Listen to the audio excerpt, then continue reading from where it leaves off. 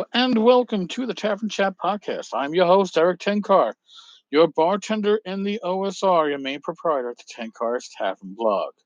And yes, this is episode 365. 365 episodes, 365 days, somewhere around 50 interviews and fireside chats completed in that time. Might I just say it? Holy shit. I mean, sir, honest to God, holy fuck. I can't believe that I've been doing this for a year. I can't believe that we've come up to this point. It's fucking amazing. And yes, I am a potty mouth, so suck it. Also, on the awesomeness note, the flooring got delivered to the Casa de Tenkar this afternoon, and installation commences tomorrow.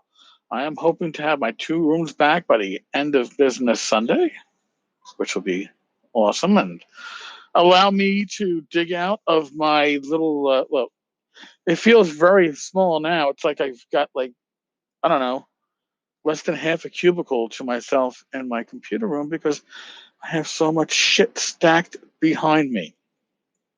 But be that as it may, it's beautiful when all things start falling together. Now, what do we have for today? We have news. Oh my God, we have news. Now, we have news that I'm gonna have to fucking vague book, but um, here I'm gonna come out and say it. Chaosium, their current leadership, they're a bunch of fucking bullies. It'll come out in a couple of days. I can't be the one that gives the details, but I may be the one that officially breaks this when it comes to play. But Chaosium, sorry, man. I really liked your starter box. I thought it was great, and I have the seventh edition rules. I bought them after the Kickstarter to support Chaosium and what they're currently doing. Uh, yeah, man, that's a big fuck you to the community as a whole. So, but more on that. If you're on Facebook, Bob Brinkman goes into a little bit more in detail. I'm not going, but even that, there's a handful of us that are in the know and know what's going on, but the time is not right to uh, name all the names and set this whole plate up. But when I can set this plate up, I most certainly will. And you will probably be as disgusted as I am for the games they are playing with games and members of this community. But oh, all right. I guess there's more bad news. Uh, Article on ICV2. I will link that in the show notes. Uh, Games, books, periodicals, toys targeted in new round of China tariffs. Yes, the tariffs will affect geek categories including board, card, miniature, role playing games, comics, graphic novels, and toys. Remember, folks, unless you're getting something that's on print on demand, if you have your company that you are supporting and they are buying their finished product from China, a lot of publishers that aren't doing print on demand, that do actual book runs, high quality runs, are doing it from China. That's why there's a lag often on these Kickstarters that even though they had everything done up front, they still have to get that stuff shipped by boat.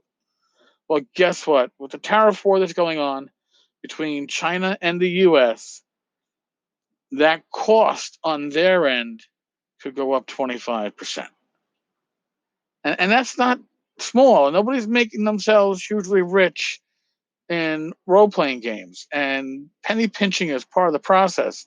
So this would lead one to believe that, it may make print on demand more viable for some companies that were on the cusp. Maybe they don't have huge print runs, and now with the additional cost they're getting from China, There are other options. They are mostly in that, the hemisphere. I think Malaysia might have some decent printing options that some people have checked. Because remember the article going back a while ago with the Kickstarter whose books got destroyed because they violated, I don't know, Chinese censors rules. So there's that. Might not be an immediate impact. Some companies might absorb the cost.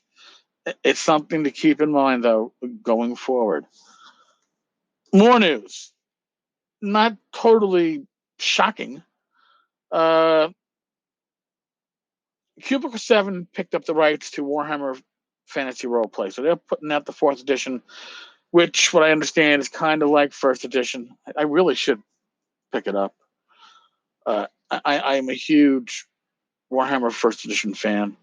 But there was some concern, or nobody knew where the Warhammer 40K role playing license was going. I believe that it was held by, oh God, what's the German company's name? Uh, Ulysses. I hope I'm pretty, yeah, Ulysses. Well, Ulysses is still going to be doing the German language versions of the Warhammer various lines. And they were the ones that were working on Warhammer 40K. So the work that they've done, they will share with Cubicle 7. But Cubicle 7 has a license going forward. Uh, Cubicle 7, I have some faith in them. It's a shame that Fantasy Flight Games Warhammer 3rd Edition, the box set with the funky dice and the really shitty printing quality of the rules. And I say that because the rules didn't even have cardboard covers; they had paper covers. And the last company that I dealt with as a gamer that pulled shit like that was the old Avalon Hill role playing games, and that was not a way to make a product that would stand up to use. But I digress. Which, if you listen to this podcast, you know I digress often. So there's your news, all the news that's fit for me to talk about. Um, I could rant about some other stuff, like the burning of Northern Missouri Light, as somebody did, but why? Why? Let's keep it on a positive note. Seriously, 365 daily episodes. Listenership is really good. I can't thank you all enough. I would not have done this for a year without all you.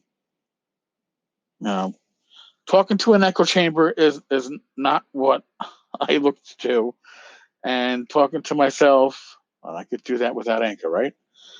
So, as always, huge props, huge thanks to everyone listening. Spread the word. We're going to probably be doing a few new things with the podcast in year 2. I've been considering how to number it in year 2 to be continue going with 300 episode 366 tomorrow. Donka, I hear you in the background. Shush. Or do we go to season 2, episode 1? Maybe we'll do that. In any case, as always, be safe, be well, be healthy. God bless. Roll your dice well. And I will talk with you all tomorrow. Later, folks.